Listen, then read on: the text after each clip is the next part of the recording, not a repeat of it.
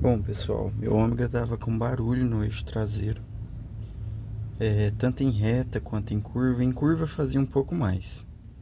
Quando eu ia fazer curva, ele dava um estralo bem grande, parecendo que dava, sei lá, uma patinada num dente ou alguma esfera da homocinética.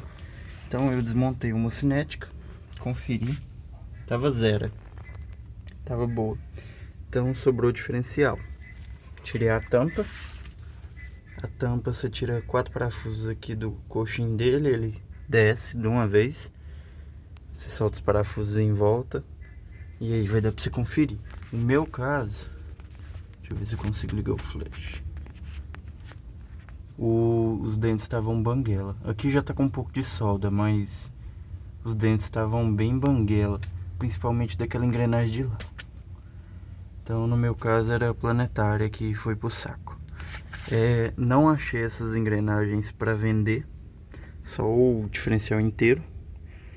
Então ou eu trocava o diferencial ou eu blocava ele. Eu tô sem dinheiro, então vamos blocar, vamos se divertir e é de graça.